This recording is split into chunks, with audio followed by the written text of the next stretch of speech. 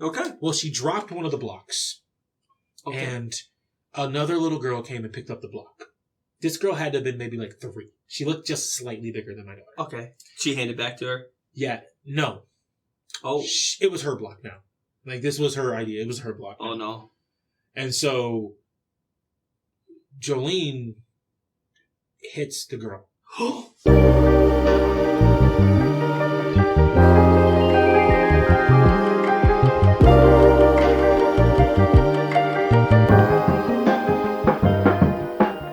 Welcome back to Now We're Dads. NWD.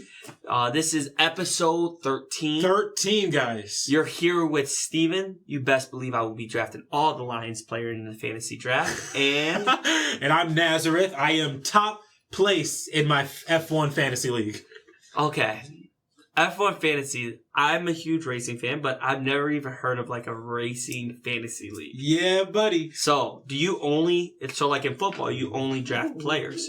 Okay. Do you draft just players or drivers, or do you get like a whole bunch of different categories? For sure. So they give you $100 million. Okay. And you draft 5 drivers and 2 constructors, 2 teams. Right. So, and the price of the drivers are decided by bidding F1 himself. Oh, okay. Whoever's like in charge of F1 fantasy, they decide based on standings. Oh, okay. And so who they believe who are going to be like kind of power rankings. So would we assume Verstappen's number 1? No. Is the highest paid? No, this year, who is the most expensive driver in F1 fantasy, who just won the Australian Grand Prix, is Lando Norris. Wow. Yeah, he was ranked number 1. I do not have him on my team because I just think he is probably the favorite this year to win the championship. But in fantasy, he just kind of costs too much as compared to what points you can get. And so I don't have Lando on my team. So you're going to try to win with quantity more than quality? Yeah. So my goal is I spent most of my money on the constructors. So I went for McLaren. And Mercedes, who were the 4th ranked team behind Ferrari and Red Bull and McLaren. So you're preying on Lando's downfall. No, because I'm choosing McLaren. Every time Lando does well, McLaren does well, I get points. I'm at Hamilton. I need Hamilton to crash. You're like, okay, you left my Mercedes and now you're with your Ferrari. So, no, it's not that I need you. I don't even care. I need you to do worse. I actually would be happy if he got his 8th title. Okay. I'd be rooting for him. Record-breaking. But record-breaking title. For fantasy reasons, I need you to lose. I need you to lose. Because, I just need you to lose for fantasy reasons. And I only chose Mercedes because they're ranked 4th. So cheap. And they're cheaper. They're still expensive, but much they're cheaper. Not Haas. Yes. Okay. Yes. So they're a lot cheaper, which allows me to spend more on getting better drivers. Okay. And so, but I think that they're so close to the teams above that a 4th place in this race could easily be 2nd. Okay.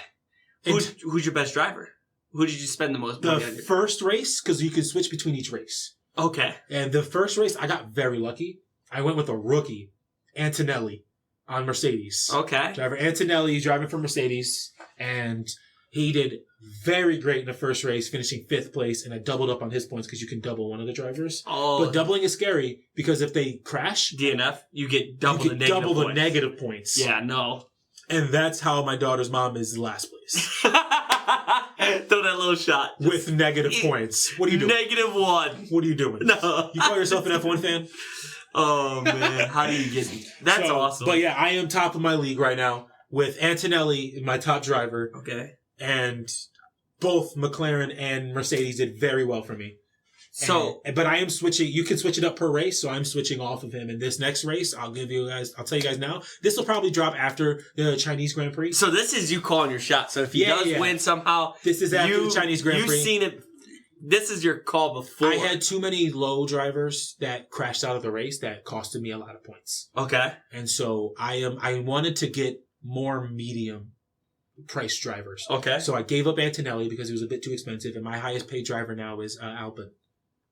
For the Williams. And Williams is looking great. No, you did not. Williams? This season?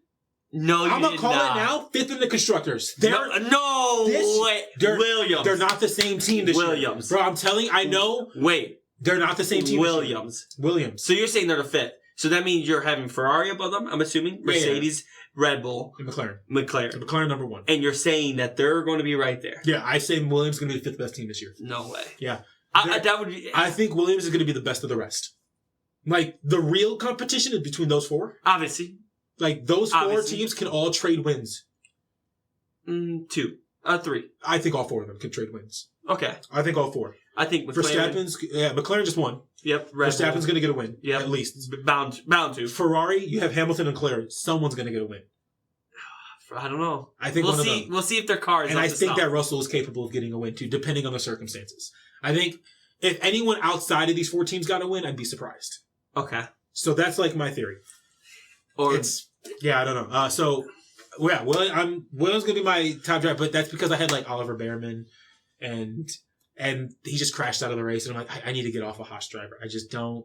Sorry, I'm Team Haas all day, baby, but like. For fantasy reasons, I can't. Even though you're cheap, I can't afford to have you guys jeopardize my fantasy league. If you win, I'm there with you. Like, if you guys are up getting points, I'm there, Team Haas all day. Because that's the American team. That's the American team. Gene Haas is the owner, so Let's go. I'm there. But for fantasy, I'm sorry. I'm sorry, Behrman. I'm rooting for you, But I'm not picking you. I'm not believing. I'm not believing, but I'm rooting. I'm counting. Anyways, you said you're picking every Lions player? Yeah. So last year I did this. I almost selected all. What season was this? Just last year. So that would be 2024 or 2023, 2024. Okay, 23 to 24 season. Yes. So I selected. Ready? So the only one I could not select is because our good friend that you work with selected Amon-Ra in both leagues. He did me dirty. He would not trade him to me. I tried so hard to get Amon-Ra St. Brown on my team. I tried. I even sent them trades that I was like, there's no way he would decline this. And he declined it. I swear he just didn't want me to complete my Infinity Gauntlet. I swear. Right. So I don't watch too much football, right? I know that the Lions are historically a bad team. Horrible team. Never been to the Super Bowl. Only team, maybe not the only team. I think there's 2 teams. Maybe it is the only team that since the merger, so the American League and the NFL, or the National League, joined, the Lions have never been to the Super Bowl. Okay. So that means 50-something years, they've never sniffed it. Jesus, man. So, that's tough. Historically bad team. Right. I'm a Detroit Lions fan, have been my whole life. Okay. Lived in Cleveland. Love the Browns. Lions are my favorite team. Lions are number 1 for you. Number 1. Browns are number 2. They're close. Hey, he got an imposter. No, but he reps it, though. He reps it. He does. Yeah, I rep the Detroit Lions. And he picked their whole team in a fantasy. Legit, all of them. So I selected Jared Goff. I selected Jameson Williams. I selected Jahmyr Gibbs. I selected David Montgomery. I selected Sam Laporta. I selected their defense. So I selected all of them. And I started 5 of them every week. Wow. I started Goff, Montgomery, Gibbs, Jameson Williams, Sam Laporta. Maybe not Laporta every week. He might have been off and on. But most of the weeks he started. Either way, you had 5 of them starting. And I finished in 2nd place in that league.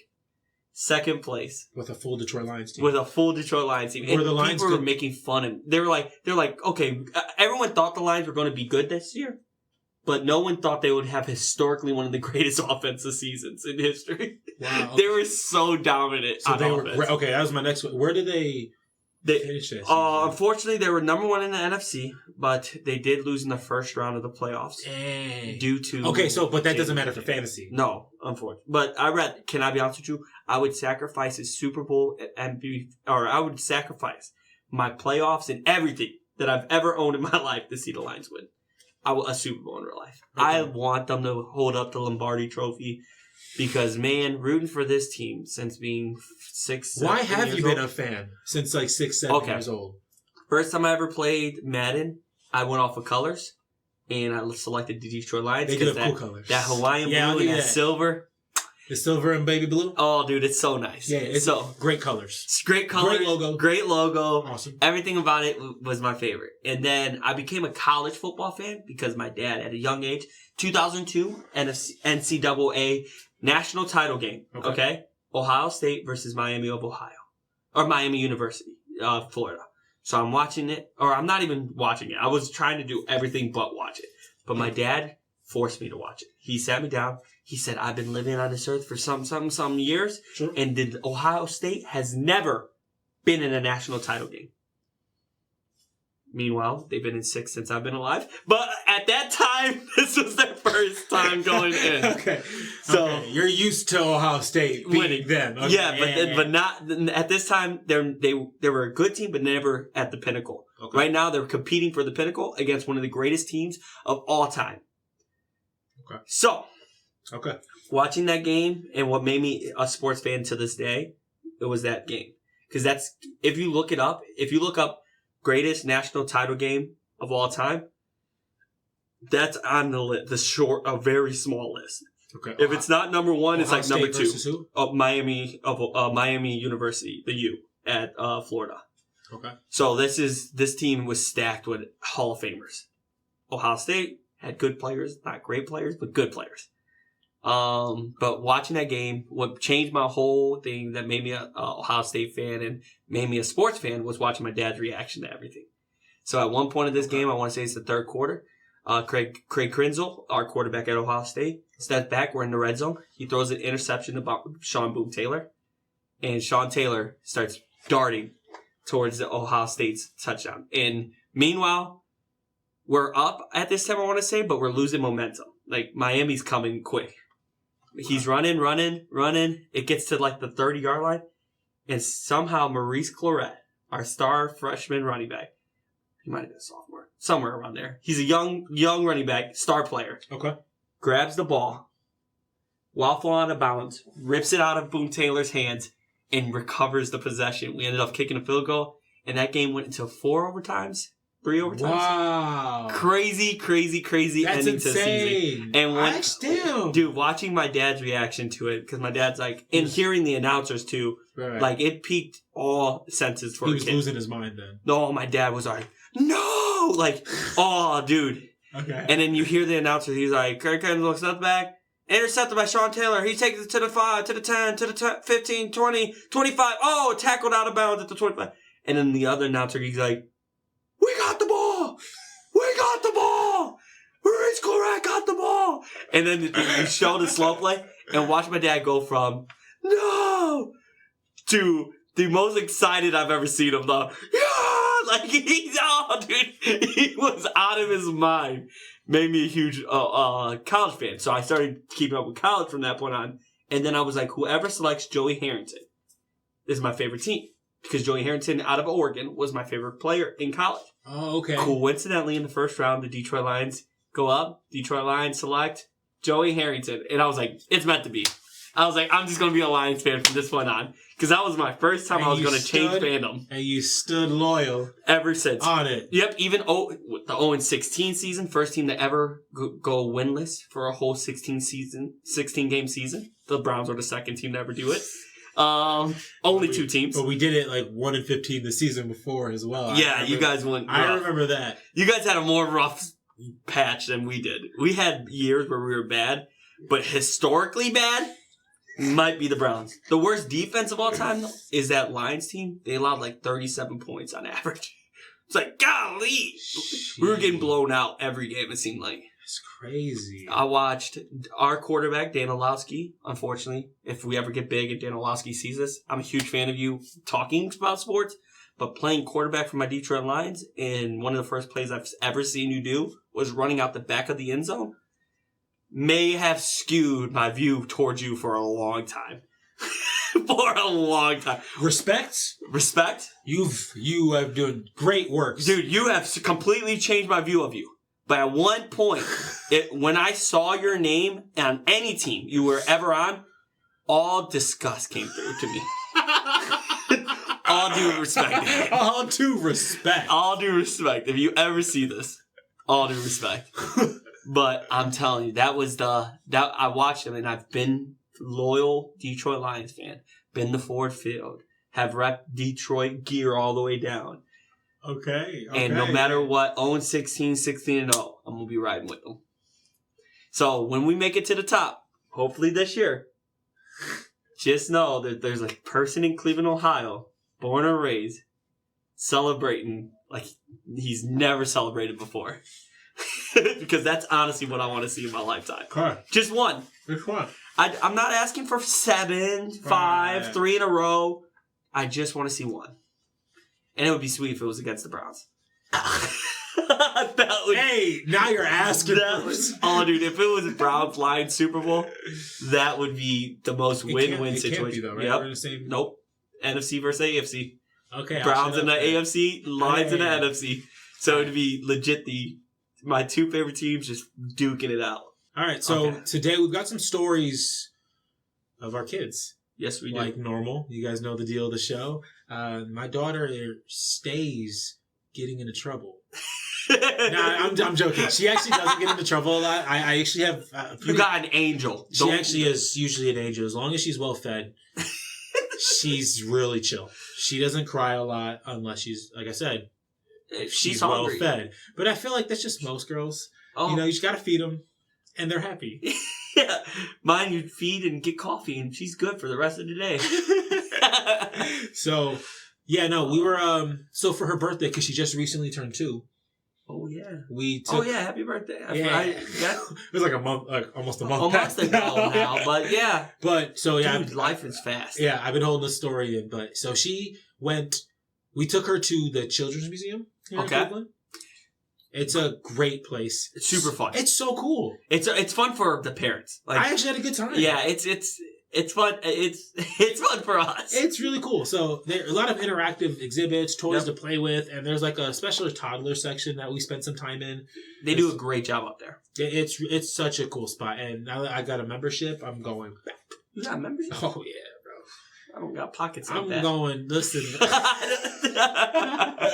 Yeah, I got some memberships to a bunch of places actually, so we're gonna be out here. Okay, I got it to the Rec and the Zoo. Yeah, I got to show you some of the places. Oh, for real? Some cool places that like we should bring the kids. Me and Jubera brought them to a playground right around the corner. It's like a whole indoor. Yeah, we went once before. So dope. Did you go on a weekend or did you go on a weekday? Weekday. So dope. It was the cool. We go there all the time. The problem is Steven only plays with the Legos in that section. Cool. He just chilling. She runs around the whole time. And he hugs random girls. Okay. And it's like, whoa, chill, stop that. Yeah, for sure. Hey, he's not even 2 yet. No, so he's not. Fine. So it's fine, but it's. I'm like, why do you do it just to girls? It's also like, do I remember being 2? Like, yeah, like what was going through my mind at 2 years old? I'm like, why? I was like, I don't know how I should feel right now. I'm excited, but also like, you're too young, bro. I follow her around. I put a headphone on. I listen to a podcast, and she just runs around for hours, and I'll just follow her. Does she go to the kids' kitty area? She goes to the kids' area. She runs to the big kids' area. She goes to the ball pits. She's all over the place. Oh, that's awesome. It's so much fun. But anyway, so yeah, we're at the Children's Museum, and we're at the toddler section. Okay. Right, and the toddler section's got a bunch of toys for toddlers. Right, easy enough. Simple enough. There's just like these little blocks, like little rubber blocks that were maybe like 3 to 4 inches. Okay. Whatever, and they've got stuff on either side, letters, numbers, pictures. It's just helping visually. It's just, for all the kids. It's a cool little easy toy, right? Yep. Well, she picked 2 of them. She had them in her hands, and she was just running around with these 2 blocks. She wanted these 2 blocks. Those are her blocks. She's having a good time. Okay. Well, she dropped one of the blocks, and another little girl came and picked up the block. This girl had to have been maybe like 3. She looked just slightly bigger than my daughter. Okay. She handed back to her? Yeah. No. Oh. It was her block now. Like, this was her idea. It was her block now. Oh, no. And so, Jolene hits the girl. Gang wars.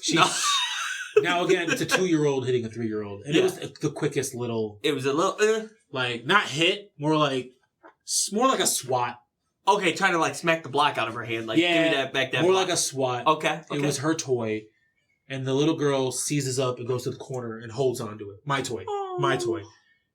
And so now, obviously, both of them parents got to interject. Yeah. Right? And this is a scenario that I'm actually kind of curious for any listeners out there is, have there been any situations where your kid and someone else's kid have started beef where there was no beef before? For no reason, kids being kids, right? I'm kind of curious on what you guys think, what you guys have been through. And so now there's a little girl hiding in the corner, protective of this block. Yep. And a dad somewhere that came with that little girl. No, the dad is like 10 feet away. I know where he's at. He's watching he's got eyes on his daughter. Okay. Right? And I'm like 15 feet back, a little further back, and my daughter's mom's on the scene. Okay. She first grabs our daughter, said, "Come on, let's go. Right thing to do. Let's take our kid away." Yep. We're not going to go fight another kid. Nope. I don't care even if we think that kid is wrong for taking the block. Address your kid. That's not our kid. Yep. And I'm noticing now that that little girl feels intimidated and is in the corner. Aww. And so we're like, we need to de-escalate this. Let's get out of this situation. Yep.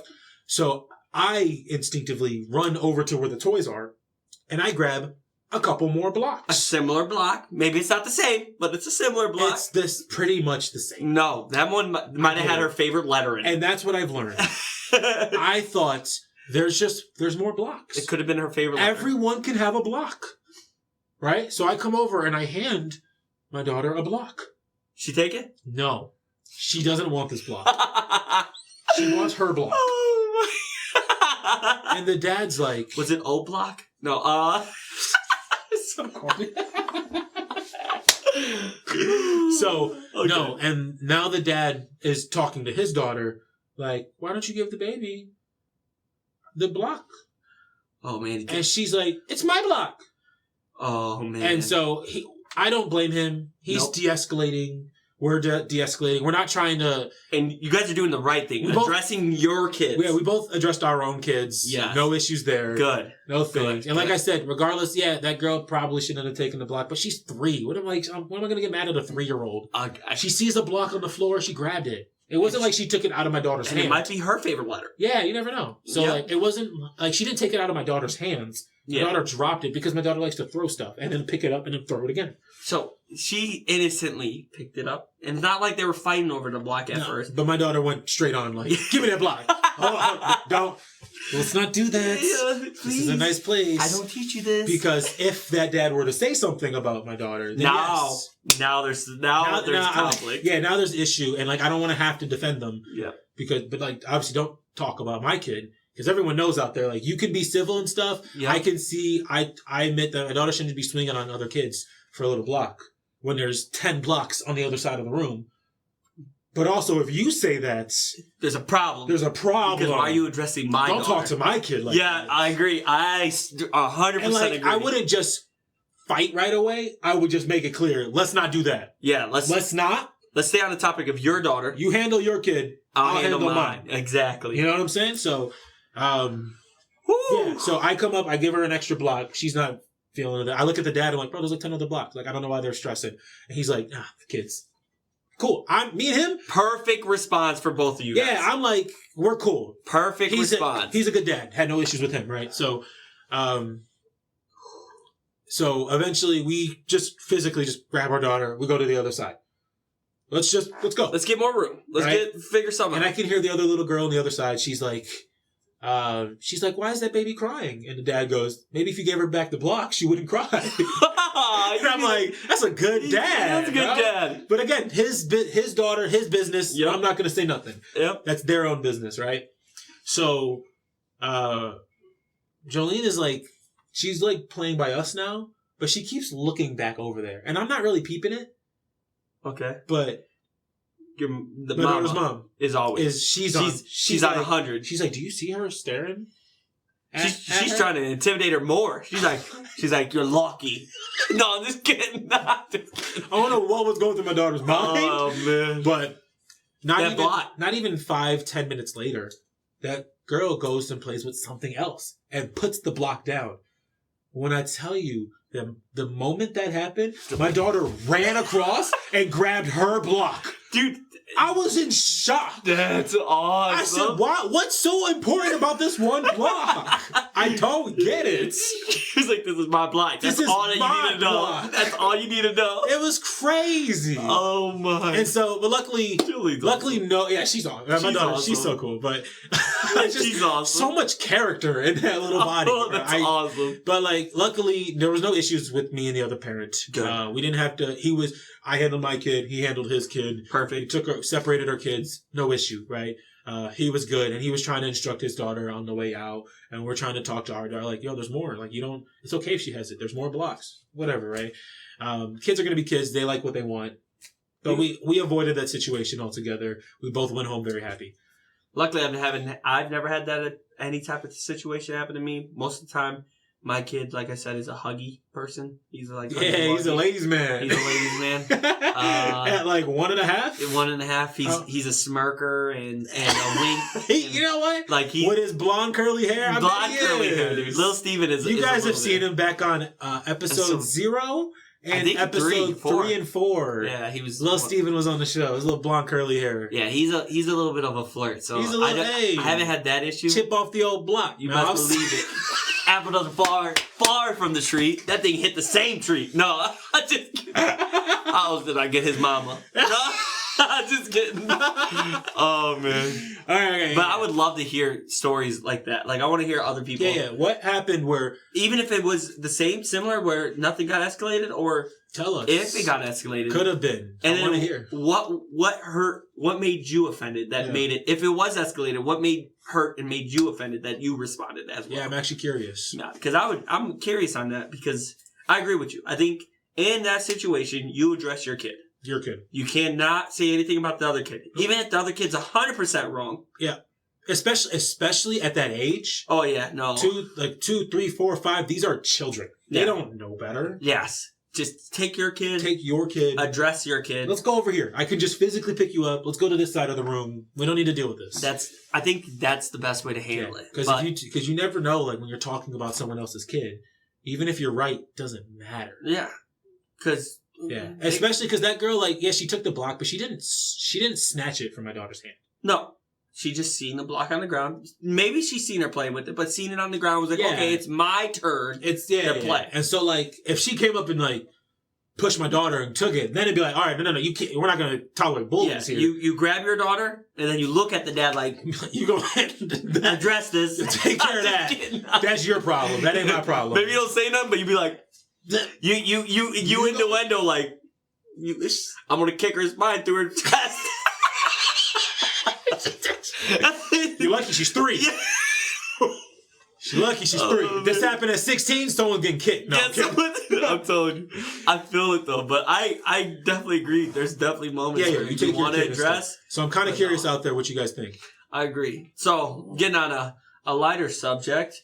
Because this one is just pure funny. Because just the whole thing was funny. So we were at, I can't think of the place. I'm going to look it up real quick. It's going to take 2 seconds. We were at the water park that Cedar Point owns. You just said it too. I know. You were telling me, like, what are we going to talk about? And then I got that story. Oh, and I went to Wild Water Kingdom. Yeah, Wild Water Kingdom was the old one. I'm trying to think of the other one that they have. You know what? Forget it. I'm not going to find it. Castaway Bay. Castaway Bay. You told me Wild Water Kingdom. Yep. That was their old one. I couldn't think of their first. That's their outside one. So you went to Castaway Bay. I went to Castaway Bay. With all the kids. With all the kids. Sounds great. And brought our nieces, nephew, sister-in-law, brother-in-law, cousins. Whole family trip. There was a good, her side. None of my side. But whole family trip on her side. Still. Awesome. Awesome time. Absolutely love her family. So it was great. Super, super, super easy. You know what? How often does that happen where, like, you actually like hanging out with your partner's family? I would say my whole life I've been pretty lucky because the other side's family's been really cool. But I definitely, like, her brother-in-law is, if I wanted to take away the biases of nostalgia, is probably, if not one of my best friends, one of my best friends. Like, in the top 5 right now as one of my best friends. Really? Yeah, That's awesome. We go golfing, we hang out. We actually, like, if we're making trip plans or anything. This is her brother? Her brother-in-law. Her brother-in-law. Yeah, her sister's husband. Husband, yes. Dope. So the 2 sisters, and then, like, our husbands, they love hanging out with each other. Awesome. We legit will hang out without them. Like, we go golfing. For sure. Like, so. Awesome. Yeah. Or if we're going somewhere, like I want to say they recently invited us to Topgolf this Sunday. So, like, even then, like, we hit each other up, like, hey, we're going here. Dope. Oh, well, you're not going? Okay, cool. We're just giving you that invite. So we have a cool relationship. But at Castaway Bay, I have a couple stories. First off, I want to start with the funniest one because this was my favorite. Okay. So Steven loves the water. Lil Steven loves water. He has to warm up to it because obviously when you first give him water, for some reason, his instinct is to cry. But then after a while, he plays nonstop with it. Okay. Ooh, got a hiccup. Okay. So I'm letting him in the kiddie part of this place, and he's playing. Doesn't need to wear a life jacket in the kiddie part. Okay. Okay. There's 3 lifeguards. Every parent sitting around the coastline. I'm in the water with Steven. Okay. Shatai's in the water with Steven. This is a place for toddlers. Okay, so very short. Was it a foot and a half max? A foot, and then it goes up to like 2 foot. I want to say it gets pretty high, but not where you're like, there's like 2 lifeguards in this small section, all these parents. Yeah, everyone's fine. I'm pretty sure every kid in there is the most safe they could possibly be. You threw it up on top of the... Oh, is that what... Yeah. So he's just trying to get it. It's not his fault. Yeah, for sure. You ain't gotta be growling like that. Yeah, he said, give me that shit. He's so aggressive, bro. Oh, man. So, in 3, 2, 1, 0. So the kids are in the safest spot possible. Yeah. Okay? So, we're watching Steven. I'm standing next to him, and he's getting a little deeper and deeper. Like little floaties on? No, he has nothing. Okay, because it is very low. They're very low and truthfully, it's the only spot where they don't have to wear a life jacket. And a lot of kids, when you put the life jackets on them, they don't like it. It's very balky. They can actually enjoy the water without being... Yeah, balked up. Yeah, for sure. That makes sense. So he's walking. I don't like life jackets either. But I mean, I hate them. They're not fun, so I get it. So he's walking, and the funniest thing is what we learned is when his body's cold, he starts doing what I do, and I'm pretty sure almost every person does. You know when the water gets higher and higher, but you're still like, it's still only here? He's getting lower and lower. So okay. He's squatting and getting lower and lower. Because it's like warmer in the water than it is outside the water? Yeah, so he's doing a little sidewalk and he's so short, so it's so cute. That's so, because that's like instinct. Then. That's instinct, yeah. Wow. He's like, okay, this is warmer. Oh, I do it all the time. I do that. I do it every time I try to stay in the water as long as possible. Exactly. And he's walking like this. Until then when you finally get to the edge and you like emerge full. Yes. It's like, that person's only like 3 foot, 7 foot. No. So, I'll tell you, he's walking. And then something happens where he trips and he falls face first in the water. And I'm like, okay. And I wait a second because it looks like he's about to like stand back up. Mm-hmm. And then all of a sudden he just throws his hands up. He doesn't try to get out the water. He just accepts that he's done. And I'm like, and so I pick him up real quick, and I'm like, oh my gosh. And then he's not really crying, but he's like, I was like, bro, you could have just stood up. One of those moments, just stand up. Dude, he was so panicked, and he accepted it. Something must have went in his mind. He's like, yep, this is where I'm at. Put his hands up and started underwater. This is how I go. It's tragic, dude. But this is what it was intended for me. He's the only kid doing it. So I was like, okay, let's take him out. He did it 3 different times while we were down there. Is he okay? Anytime he falls face first and he can't reach the bottom with his hands, he accepts that he can't do it. So he's like, oh, this is it. And the funniest one was the last one. Every time you pull him up and he's like, he's like scared, but not scared, not crying. It is the funniest thing. He just gives up so fast. Legit, it's like, instinct. He reaches first and then he goes, yep, didn't reach. Just floats. Oh. And then the last time it happened... You gotta watch him every time now. Dude. Oh, yeah, because I know he accepts death if he falls on his stomach. He's like, can't reach it. Oh, my God. Man. Oh, man. And The last time he did it, it was in front of the lifeguard. So she ties with him, and I'm a little further, okay? I'm blocking the steps because he wants to get out of the steps and goes to the basketball place. But the basketball is like 4 foot, so he would just certainly drown. So he refuses to try to stay in the kiddie park once he figured out there was a basketball thing.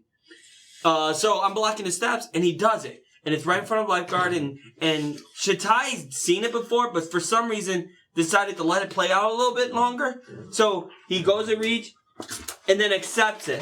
The lifeguard doesn't even move because the lifeguard flat out told us after we grabbed him, he's like, and then he does his normal thing. The lifeguard was like, I thought he was about to swim. I was like, I was like, oh, that's neat. He can swim. And then I saw him get ripped out of the water, and it was like, oh no, he was drowning. What a lifeguard! What a lifeguard! The funny thing is, she was so sorry. She's like, I swear I thought he was about to swim or float or do something. But when you ripped him out of the water, he was taking a big gap. Oh wow, he's so young. He can swim already? That's exactly. Oh, he was drowning. Exactly. She's like, he looked like he was about to swim, and then he did it. Oh, man. So he did that. Like I said, when he did that in front of the lifeguard, and the lifeguard was telling us, like, she said, I promise you I would have jumped in, but I thought, like, everything looked like he was about to swim until he did it. He had the form. He had the form because he dove straight in. He's ready to go. And then just stayed there. Yeah. Wow, this is how I go. Yeah. And I told her, Mom, like, Dad, it's been great knowing you. He's like, I had a long life of 1 year and 6 months. No, dude. I'm telling you. He killed Don't blame yourself, Dad. You did your best.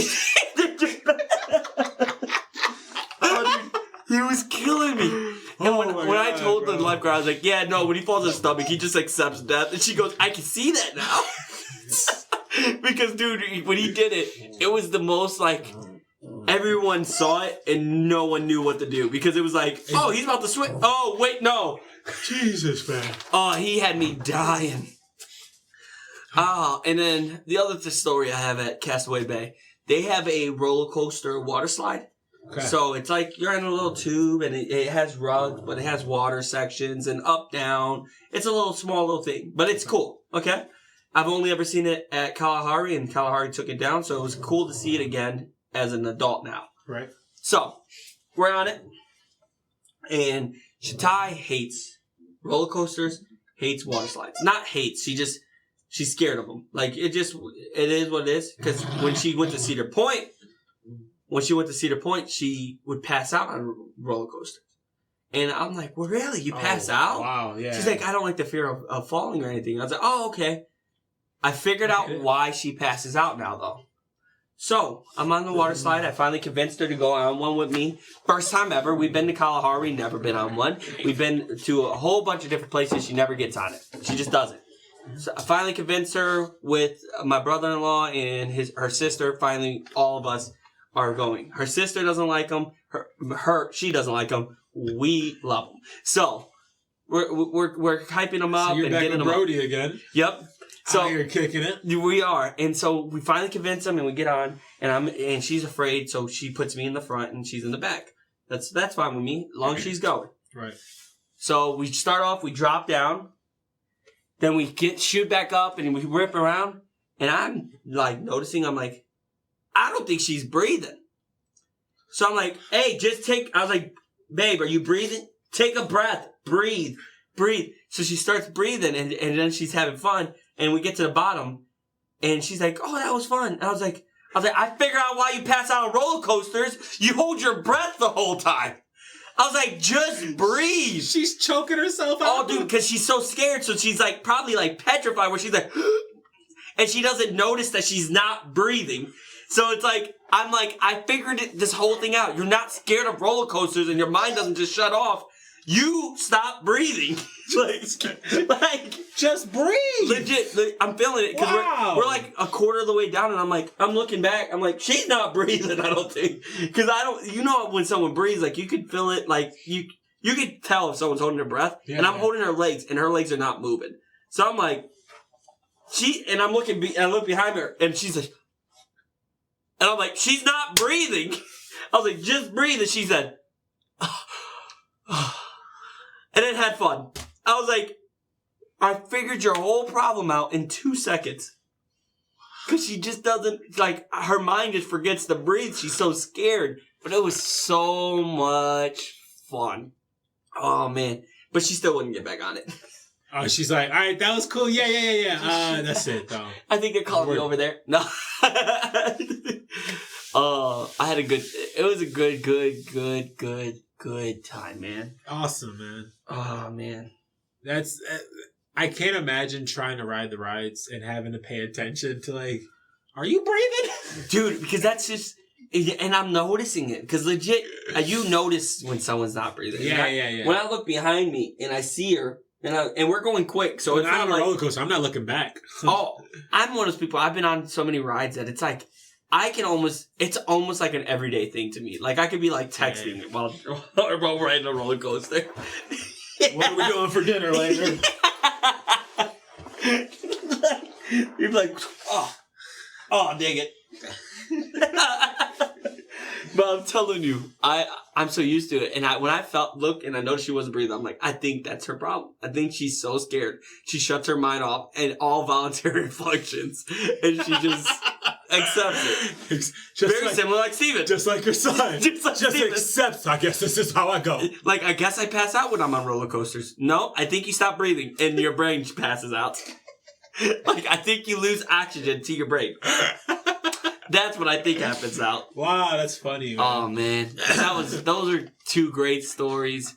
My kids were afraid of the water slides, too. Because obviously, if mom's afraid, I feel like it trickles down. Yeah. People adapt. Like, they take on characteristics if they see you acting right. Yeah, so they were scared.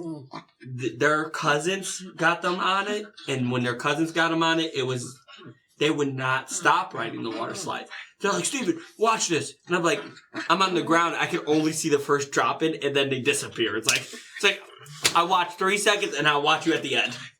And then so many times I'd be walking just randomly, and I'll just see them come scoosh, coming out of a water slide. And I'm like, hey, what's up? How you guys doing? You say this is like your nieces and nephews? Nieces and nephews, and then my kiddos. My nieces and nephews finally got them to go on it. Awesome. So I appreciate that family so much because it was... I've been to Kalahari twice without them, and they wouldn't get on any slides. At Castaway Bay, because their cousins were there, they got on all of them. You're right, so yeah. It was a little peer pressure to kind of have some fun. Oh, yeah, because they want to be cool with their cousins. Of course. Because they're very similar ages. You're right. Like, they're right next to each I do other. a lot more with my cousins than I would do by myself. Yes. Yeah. So it was super cool. My cousin got me almost in a lot of trouble in Atlanta. So. Oh, yeah. Yeah. He knows. Oh, man. Almost didn't make it back. Oh, man. Oh, that's awesome. But we're already planning another trip with them next year to Kalahari because they've never been to... Well, my sister-in-law and my brother-in-law, future, both of them, but yes, they've never been to Kalahari. I don't know if the kiddos have, but they have it, so we want them to come with us, awesome. And then we'll bring her mama with us. And, Kalahari? Yep, hopefully, and then she can watch Steven, and we'll have fun. Next year, we're planning it, so we got a whole year, so it's going to be a blast again. I'll be there. And it'll be bigger slides. I'm counting on it. I'm going. We'll tear it up. Yeah. If they're watching, then watch Jolene too. We'll tear it up. I'll be out there. Oh, man. Just got to worry about Jolene hitting people. I'm just kidding. I'm just kidding. Jolene throwing them hands like she's Muhammad Ali, float like a butterfly, sting like a bee. All right, we're going to do another segment of gaming memories. Yes. We still don't really have a name. Yeah, I don't know. And that's what we're calling it, is just gaming memories for now. Nostalgia? No.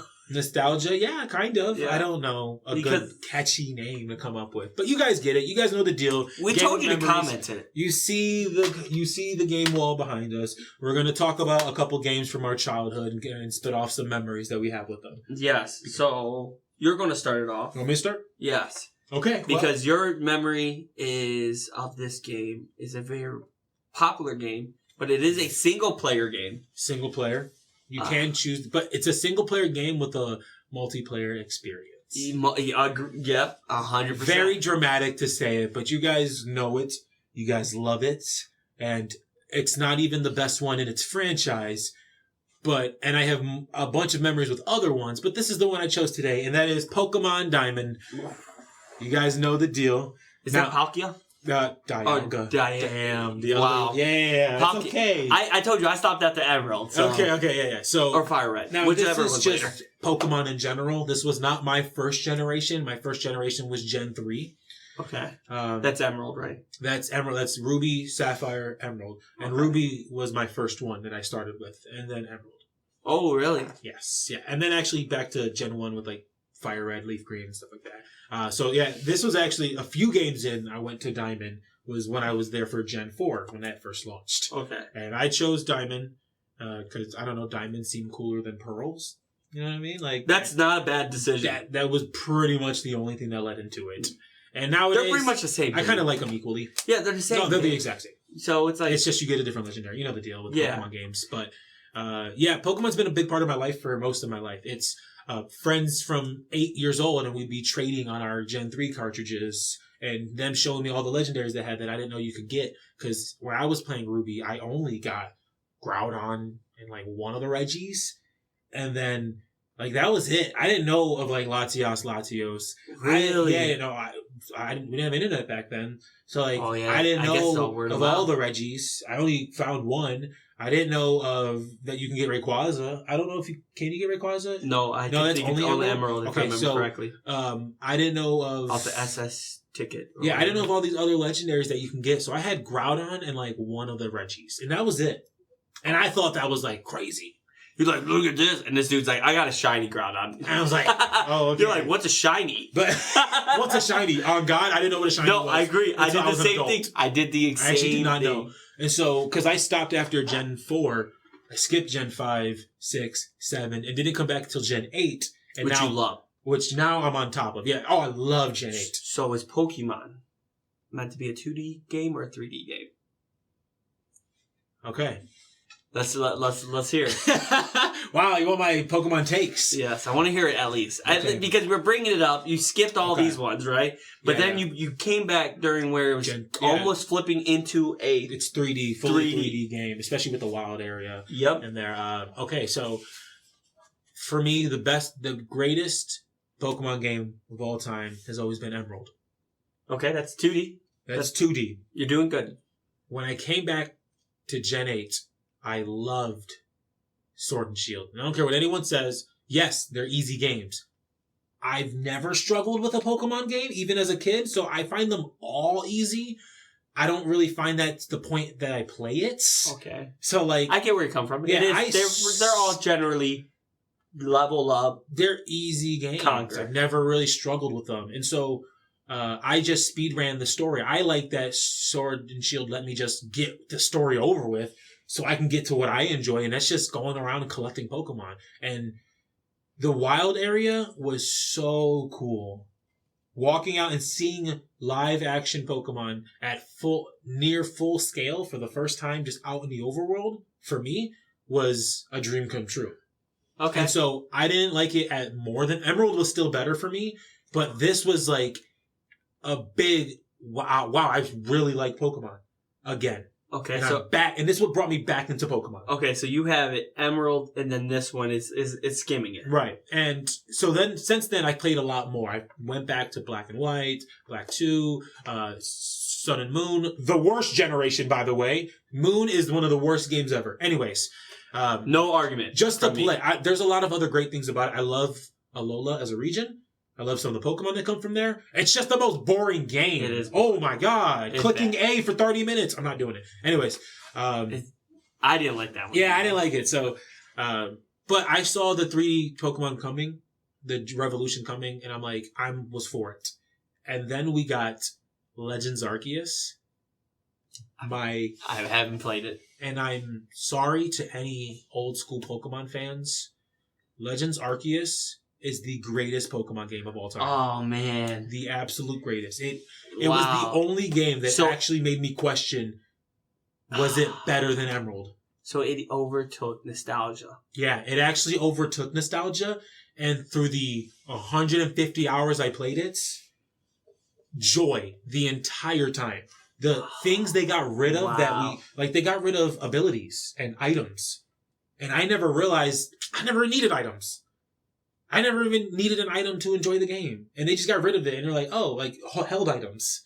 There's no leftovers. There's no mystic water. There's no random items that you hold. Oh, there's no super potion or anything? No, there's potions. But wasn't that under items? There's items. There's no held items. Like battle held items.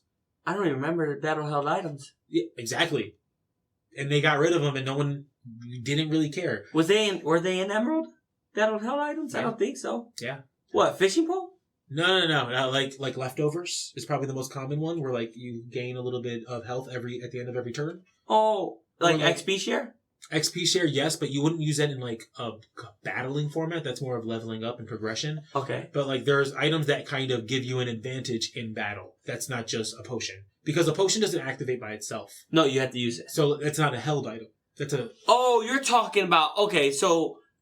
Okay. I know what you're talking about. Like a berry? Yes, like a berry that activates by itself when it gets attacked. And all of a sudden health or whatever. Yeah, so now you get it, right? Yeah. They got rid of all that. Never even realized it. Abilities, and like I love competitive Pokemon, like VGC, and items and abilities are crucial to that game, to those game formats. Yeah, because it depends on what item you're holding. It makes it so interesting, like the dynamics. But for a single player experience, it's better without. Never even realized it. I wouldn't either. Just get rid of it. The only thing I've ever put on a Pokemon was XP share I could think of. Because I never needed anything else. I never really used them. So because I play games primarily single player. I don't play a lot of multiplayer games. Same. So this game was far and away my favorite Pokemon game of all time. It overtook nostalgia. It brought in one of my favorite. The only thing I really liked about Moon was my picking Rowlet and eventually evolving to Decidueye. And so they brought in Rowlet again and let me get a regional form, Hisuian Decidueye. Hunting down legendaries were so much funner in this game than any other game. Fighting Arceus in the end after you finish the Pokedex was so much fun. And also just the fact of Pokemon attack you now, and now they give you a roll. You're dodging Pokemon attacks coming at you. Now you can faint. I've never once been scared of Electabuzz in my life.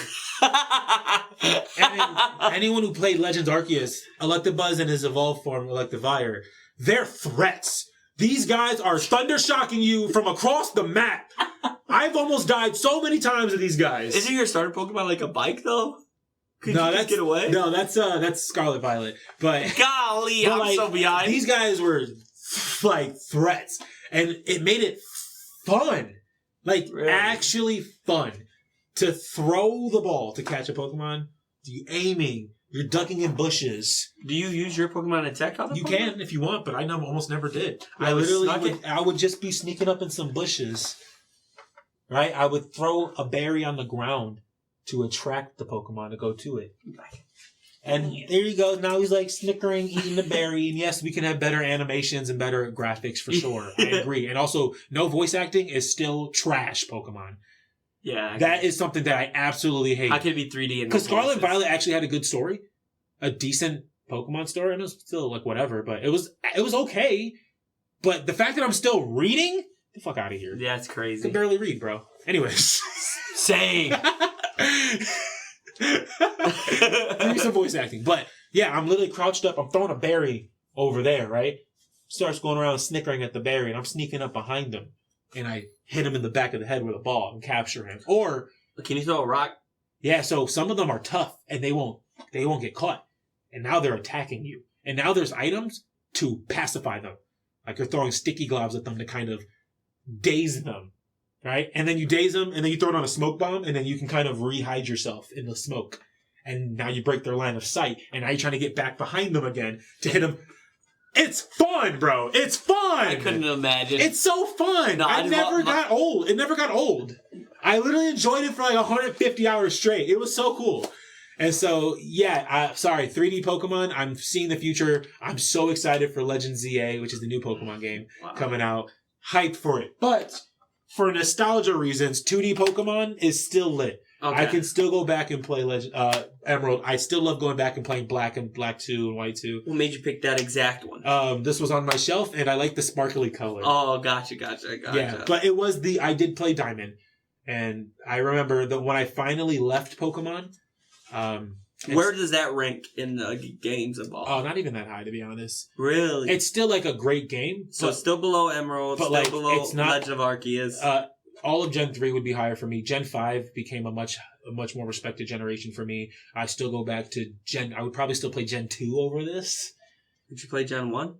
Maybe not Gen 1. It's still kind of old at that point. Okay, not Fire Red or... No, Fire Red, yes. Like the remakes of Gen 1, yes. But they're still like Gen 3. Okay, I get what you're saying. Yeah. So okay, so not Gold. So I wouldn't... Gold, yes. Gold Gen 2. Which one's Gen 1? Red and Blue. Oh, Red and Blue, yeah. Okay. Red and Blue, right. So, yeah, I wouldn't even put it that high. But I loved a Diamond as a kid. And even as an adult, I still love it. But the thing is, I just love so many Pokemon games that it's hard to compare them. I wouldn't put this in my top 5 of Pokemon games, but it would still rank higher than most of my games on my wall just because I love Pokemon. Pokemon is one of my biggest fandoms, you know? You could tell. Yeah, I got Decidueye, Cinderace, Blaziken, Pokemon all over the place. I'm just a big Pokemon fan. And unfortunately, you guys can't see it. Oh, Gengar. Come on, go. Gengar? So that's your favorite, isn't it? Gengar's ranked number 2 is my favorite Pokemon. Oh, who's number 1? Blaziken. Oh, Blaziken. Yeah. My little Blaziken. He's not even my favorite fire starter. From Japan? Yeah. Blaziken is my favorite of all time. And that's purely due to nostalgia and memories because it was my first starter. And so, but I don't care. I'll just play into the thing. And Gengar was also is more from the anime. Okay. Nostalgia because I was a big Pokemon anime fan. You know, that ruined it for me.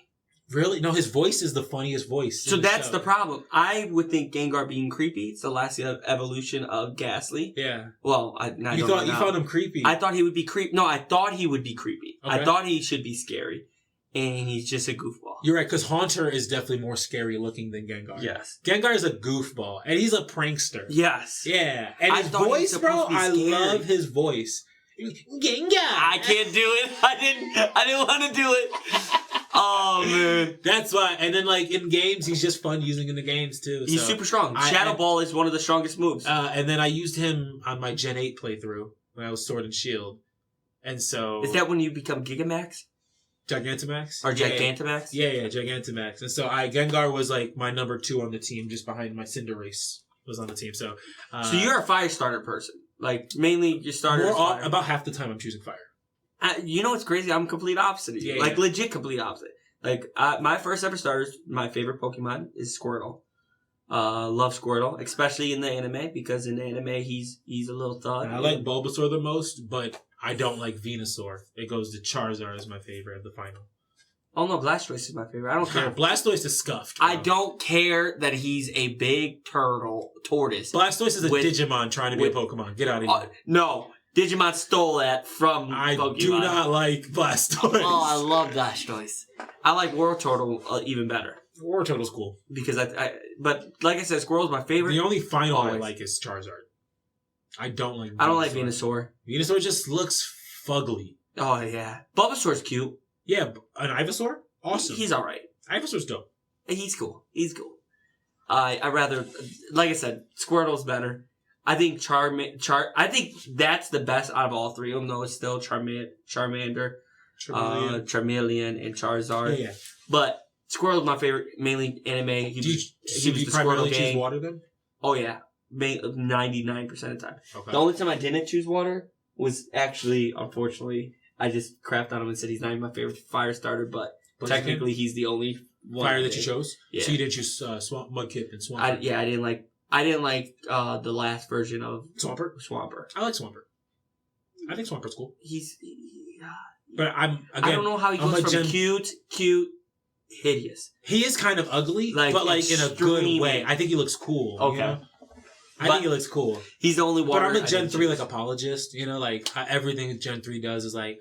So you like Trico? Yeah, of course. Sceptile to Grovyle to Sceptile for sure. Yeah, I'm a big Sceptile's fan. Actually I didn't like either. I like Grovyle though. Grovyle I thought was Sceptile's one of my favorite grass starters. It's just that they're in the and since I played Emerald so many times. I've done it with all 3 of them multiple times. Well, it's easier when you pick Sceptile. Like, he's the strongest starter in that gen, if you ask me.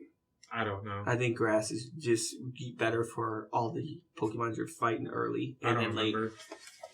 But either way, yeah, Diamond, Pokemon Diamond, the last memory I had before I came back to Pokemon was my friend was playing Pearl, and I remember he was leaving Pokemon before me, and he traded everything he had to me. All of his legendaries. Really? All of his high-level Pokemon, all the stuff that I thought was so cool. So he was saying, I'm not coming back. He's like, I'm out, and just traded me everything, and then went and sold his game.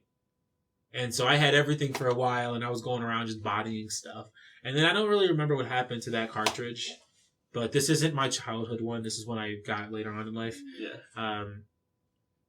But that was like a cool memory of mine of us sitting there for a couple hours and him trading me everything, and then me just enjoying the game even more after. It was like we both already beat the game, but I was like, now I got every legendary. I felt super cool. You have 2 of every legendary. That means now. A couple of them I had multiples of. No, some of them I didn't have in the first place. So he was. Oh, that's awesome. Yeah. That's crazy though, to trade everything and just like, I'm not coming back to this. He's like, I'm not into Pokemon anymore. I was like, cool. That's crazy. Yeah, awesome. Oh, so going on to my game. Mine is a multiplayer, but not online. It probably became online later, but I stopped playing before. Yeah, I think the newer ones are. But what I enjoyed as a kid playing with my cousin was Dynasty Warriors. I played actually with my first cousin and my second cousin. Show it closer, yeah. Bring it in. And second cousin. I don't know if it's this exact one, but I remember playing it with my cousin, my older cousin. Like I said, I'm one of the youngest cousins on my mom's side. And actually his nephew, we also played with. Like, I remember him teaching me how to play. Okay. And then I almost passed it down to his nephew where I was playing it, and then he would join and play with me. Okay. So it was kind of like a kind of cool little passing on through the family. Dynasty Warriors. Absolutely love this game. This game, if you don't know, is Chinese history, if I remember correctly, if it's Chinese. I think some of them change it depending on... Is Dynasty Warriors always Chinese? I think it's always Chinese. I think it's Samurai Warriors. Okay, I have changes because I also have Samurai Warriors, and I played a little bit of that, but as an adult, not as a kid. Yeah. Okay. I played this as a kid, and that's like more I've really Japanese. Never played that. Yeah, I want to say it's Japanese, and and they have crossover with some. I've seen some other Warriors games. Like I know, like there's some like Hyrule Warriors, which is all like Legend of Zelda. And stuff. Okay. So this game though, I always picked the Shu Dynasty. Shu Dynasty was the first dynasty. They didn't win it all, but in the storyline, they're the most democracy type of dynasty because yes, they had one king. It was Lu Bu, or not Lu Bu. It's Liu Bei. Liu Bei. And then he was the leader of the Shu dynasty, but he had 2 brothers in arms that he was super close to that also were like the top generals, but he would go to and talk to, and that was Guan Yu and Zhang Fei. So yeah, you're remembering some names here. Oh, dude, yeah. Okay, Guan Yu. Guan Yu was the tall one. Zhang Fei had a shorter but crazier beard. Guan Yu. Guan Yu was the god of war in China. In China, like why do I know that name? Oh, we just had an F1 driver, Zhou Guan Yu, and that was like his last name. Really? Yeah. Okay, so that's how I know this name. Yeah, Guan Yu is actually the god of war, like in Chinese mythology. Okay. So he was just beyond strong. Like when he was at battle, a lot of times you wouldn't win. They were going to win. Okay. The problem with Guan Yu was he was actually ambushed, and that's actually kind of the fall of the Shu dynasty, because they made a treaty. If you fought them 1-on-1, you were not to beat. You were gonna lose. So they kind of so faked they went them behind out. them. Well, yeah, he did them real dirty. So he sided. They signed a treaty had to with somebody, or they were going to accept defeat. Yeah, Shu dynasty was pretty much going to. They weren't going to win it yet, but they were on track. It was Cao Cao was scared of them, and the sun. Snip it in the butt. Yeah, pretty quickly, and that was kind of the fall of them because Guan Yu was so close to Liu Bei that when Guan Yu dies, Liu Bei becomes uncharacteristic and becomes on the attack instead of defense, and unfortunately because he had a treaty with the Sung Dynasty, I want to say. I can't remember. but it was their green was the Shu, which was always me. He had his treaty with the red guys, and they're the ones that backstabbed them. They were at war, then all of a sudden they turned their troops on them. So they did a very similar to like a Julius Caesar type of situation. Gotcha. Where it was like they're attacking Cao Cao and his army, and then all of a sudden, I played as the blue and the green. I never played as the red for some reason. Okay. I like those two dynasties better. But the blue dynasty. I can't remember I can't remember their name either. I remember their leader being Cao Cao, but that's an easy name to remember. But so did this happen in the battlefield? In the games? Yeah. Okay, so you had to play as Guan Yu, and you had to get your kids out. Because I know that's not how Caesar died. Caesar died in like... No, yeah, he was just in the palace. In the Congress building or wherever. Yeah, because they all stabbed him, and then Brutus stabs him, and then goes at two Brute, and you two Brutus, and then the whole Mark Antony fight goes from that point. Yeah. But that's pretty much like what happened though. Like Guan Yu thought he had allies, so it was a 2 against 1, but it actually was a 2 against 1 against him. And then in this war, he knows he's going to die, so he's fighting and he's trying to get his kids out. Because he's with his kids at this point. Oh, is that... So that's like part of the game is like just escape? Yep. Survive and escape? You're trying to survive and escape. And then the cutscene shows Guan Yu dying. And then do you play as like the kids eventually? Yeah. Then you play as Guan Ping and other people like that. Oh, okay. Absolutely love this game, especially the Shu Dynasty. Like, I love Liu Bei. I did enjoy them, like playing them recently. I don't think I played Dynasty Wars. I think I was playing Samurai Warriors, but... Dude, Dynasty Warriors is my favorite, and my favorite character is actually an independent person. Got slippery hands, shouldn't have ate that popcorn. No, I was kidding. So, my favorite person is actually an independent person, wasn't a part of any of these dynasty, and was a part of all these dynasty at the same time. So, one of the people that you fight is Lu Bu. Lu Bu was on a red hair horse. So a rare horse, super taller, bigger than all of them, and he carried the pike. I want to say it was a pike. It was a staff, and was a monster. And Lu Bu, every person, because they wanted him on their team, he would backstab him right when he joins the team. So he was not on anybody's team, and on everybody's team at the same time. He killed his own leader. He would.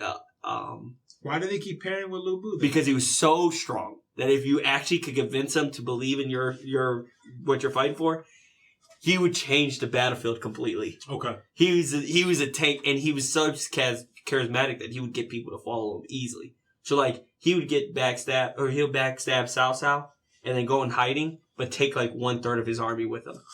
So like it's crazy. Okay. And these are all like stories that were written down, so they try to keep it pretty accurate to what they have written. So it was it's super fun. The most, I think it's Zhao Yun is the most noticeable player. He's the one that's on Soul Calibur. He's the guy that has the spear. So there's a lot of things, a lot of memories I've had because obviously playing with my older cousin, and there, I don't know if it's this exact one, but like I said, you can upgrade your weapons, you can upgrade your character. There's a level base, so you get rewarded for attacking and getting better at the game, which is always cool. And being able to play that game with someone older than me, and then playing with somebody that was younger than me, and all three of us are now later in life, all three of us in the room talking just about Chinese history, and stuff. Just with the game. Just because of the game. Just because of the game. Okay. Like, we know way too much. We're like, oh no, there's no way you thought a cow pie was better than Cao Cao. like, there's no, like, we would legit just talk nonstop about nothing we know actual, but off of the video game. Yeah. And actually, the funny thing is, the three dynasties that are in it ended up not winning. There was a fourth dynasty that joined way later that fought Cao Cao and the Sun dynasty, and they were the Jin dynasty, and they actually ended up winning the whole war. And they were if I remember correctly, don't quote me, they're the one that unified China to one country, and it was the Jin dynasty. Okay. Why do I know so much? Because this game had me intrigued. There's so many extra credits that you got to watch videos on. So you're like deep dive. Okay. Because it was That's just awesome. a game that if you were interested, it consumed you for a minute. It had that much content. Yes. Because it wasn't just like nowadays games, it's nothing against them, but I just feel like game creators are getting a little more boring with it. Like you play storyline, now get online. This game was like, hey, you beat this game, you know what China would have been like, which is from the Shu Dynasty. You should probably play these guys now, so you know what it was from their point of view. Oh, there's a third guy? Oh yeah, you should see from their point of view. Oh, you just unlocked the Jin Dynasty. You want to see it from their point of view? From the winners. Yeah, legitimately. That's and so you learn it from all different, and legit, the same cutscene you've seen through the Shu Dynasty, you're like, oh man, I hate these guys. I hate these guys. And then all of a sudden you play as their side and you're like, oh, this is why they did it. Oh, they did this on purpose. This was the plan the whole time. So it's like, it's crazy seeing it from different sides, and the game does a very good job at being unbiased and just telling the story from what they would think from their perspective. Right. It's awesome. Interesting. Yeah. If you haven't played this game, they're still making them, if I remember correctly. If they haven't, it's still on last gen for sure. So pick up it if you're interested in just war games and war history, because it's actually a super, super fun game, even by yourself. So I obviously support the Dynasty Warriors. Dynasty Warriors. Yeah. Classic. All right, guys. This has been episode 13. 13. This is the unlucky number. Well, let's not do that. I have all the fingers crossed and toes locked. But thank you for being with us. Thank you for listening to us. And like and subscribe to videos. We're on all platforms. Tell a friend. Make some friends. And we out. And once again, thank you guys for stopping by to the Now We're Dads podcast. Please check out our social medias. TikTok, Instagram, Twitter. You know the deal. If you guys are watching the video version, please like and subscribe down below. And while you're down there, please leave a comment and tell us what you guys think of the show so far. If instead you're on the audio version on Spotify or Apple Podcasts or any other platform, please rate the show 5 stars to push us up the algorithm. My name is Nazereth, and I'm joined here with my co-host, Steven. And finally, now we're dads.